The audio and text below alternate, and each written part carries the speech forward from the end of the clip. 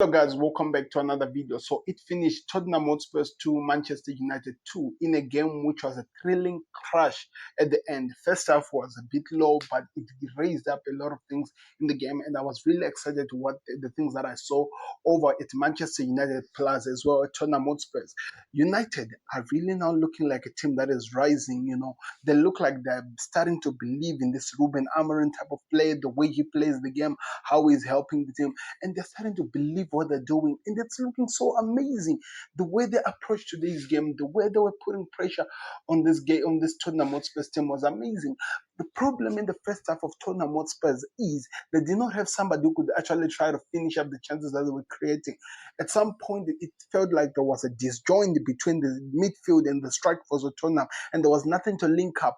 The only player who was trying to link up is their creative player in Javi Simons. And so many times when he was running with the ball going forward, there was nobody actually to carry the ball and go somewhere with it. So there were a lot of things that were wrong at Tottenham Hotspur in the first half, but a lot of things which were right on the United side. Mbeumo today started on the right, which I actually felt like it was not actually his best position. On the left, sorry, it was not actually his best position, but he did what he could with that opportunity. What's his name? Ahmad did not start at the left wing back today. He did not start at the right wing back. He started as a. He did not start at the right wing back. He started as that creative number 10 on that right side of you, where usually Mbeumo plays it. And you could see that at some point he was forgetting the position he's supposed to occupy. At some point he was dropping so low that he was making so many mistakes. But because Tottenham Hotspur scored, because United scored early in the goal, an amazing cross from Ahmad, which was scored by Mbeumo. Nobody really paid attention to the small glitches that we were watching, the empty spaces, the opening which they were showing. Nobody even put so much attention to it, but it was very clear that they were missing somebody who could link up that position. It was very clear that maybe they needed to do something in terms of changes of those parts, but defensively, somehow you might say whatever you want to say. Mazraoui being in that tournament, in that United team, actually put some interesting calmness in the defense of United. So there's a lot of things that happen in this game. I have a list of things that I'm going to be covering both for Tottenham Hotspur and United. If you want to join that, you can connect and watch it in the Football Connect. The link you can see, there's somewhere you can press on this shot to go watch it in the full game. Let's get into the video. Let's talk about the game. So, like I said, people, it finished 2-2. I'm repeating that again. Finished 2-2. It could have been more. Richarlison scored a screamer, thinking that he has won it. People were celebrating, and just in the last minute, the Dutch defender was the decider. He scored the last minute winning goal, and it was a well-deserved goal, and the game just went out of the way. That was the league, and I actually feel United to find themselves in this position, all the blame goes to Ruben Amorim, because the mistakes he made leading to that goal, it should not have happened. It was not meant to happen. This was a good game, which they were in control, which they had everything figured out. They were moving so well. They were doing everything that they had to do in this game, and they messed up in the last minute. And I think that's what costed United in the game. Because, for example, taking out the left wing back for them was a mistake. Dogu was very comfortable. He was creating chaos. There was no joy for Brennan Johnson in that position and that side. Taking him out, allowed Brennan Johnson to have the space to try and take advantages going forward. Allowed Brennan Johnson to have the chance to actually create so much chaos going forward. That was a mistake. If there's anything that Ruben Amorim needs to look at, that is the mistake. And also on the other side,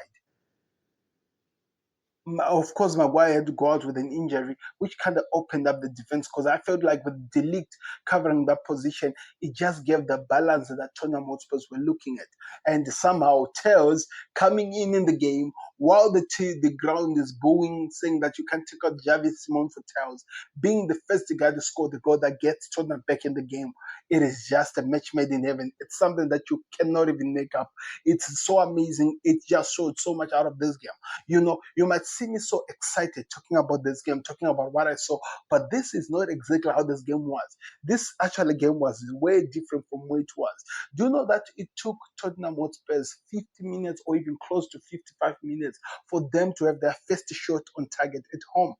There is a problem with this Tottenham Hotspur team. They don't look like they actually understand what they're doing in the game whenever they are not really running the show or whenever they're not even in the game. They need to, they always find themselves wondering what else can we do? How can we get back in the game when they are being exposed? So I think the thing that Thomas Frank has to work on the most about Tottenham Hotspur, and I think that's really important, he has to work out on how the midfield link up with the strike force. And also he has to try by all means to create some attacking flair in the midfield. Don't just put a roadblock. Putting two DMs doesn't help the team, doesn't help the team on what you're trying to achieve. Javi Simons was the only guy who was trying to create something, and it felt like he was too alone in that game to actually do something. And it was all in the hands of Thomas Frank. If he had not done some decision on things that he did, this game could have been way, way different than what it was. And he has to learn from that, because that situation of not linking up, not understanding each other was so difficult for the team to get in the game. And also, I think the other thing that I noticed, which so many people never talk about, is the fact that Kudus was not in the game actually allowed us to see what this Tottenham Hotspur is actually made of, because it forced other players to come out of that shell that Kudus put so many players, and for them to actually try and perform, because they were not really performing. They were always putting the ball at Kudus and they expect for the best. Give the ball to Kudus. Let's see what happens and hope for the best. And in today's game, the way it was, it forced so many players to perform. Javi Simon showed some good movement. He was really good in that game, even though they did not score. He was really good. He was the only one in the first half. Second half, you started seeing the likes of Tels. You started to see the likes of there's so many players that they made changes, some good passes, some good movement, and also putting Jet Spence at that position was so good as well on the right side, taking out uh, Pedro Porro, because I felt with the Porro, it was one-sided. He runs, he crosses. Sometimes you need somebody who runs with the ball getting in, and that's what Jet Spence is capable of doing. Although on the other side, he was also offering that. So this was a good game because it had so many of the good and the bad from both teams. We were able to learn so much from the teams on what they were offering and what they are capable of doing and how they can actually improve. And that helped us in the very end to give a fair assessment of what we saw in the game and what they can improve and what needs to be happening going forward. Ambulance kind of like messed up tactful in the game, because this was a game he was running away with. This was a game that felt like he had everything under control, but he almost failed. And Tottenham Hotspurs, after winning, how do you come back to defend when you're playing with a team with 10 men and you're actually in the upright, you're winning? Why did they do that? Because it led to that corner kick which was scored by De Ligt. So many mistakes that this team was doing which could have been avoided, which led into this game. But if I'm a Tottenham Hotspurs fan living in that game, as well as a Manchester United fan living in that game, I'm happy, because on a situation when we come to the fair play, when we look at this game from the ground up, no team really deserved to lose. And that's always amazing things to say in a game, that no team really deserved to lose, even though Amarin made mistakes. He started the game well. He ran the game well. Tottenham Hotspur in the second half came up with a better plan and showed something amazing in the game. And like I'm saying, no team really deserves to lose. And that's something that they can build up on. That's something that they can learn from, and something that they can go and do something for going forward. And that's all about this game. I want to hear your thoughts in the comment section. What did you think? What did you learn from this game? What needs to change from, if you are looking at it at a United perspective, or even at the Tottenham Hotspur perspective? I want to hear those thoughts in the comment section. Like that video, subscribe to connect. I'll see you on another one. We're out. Peace. Let's see what happens.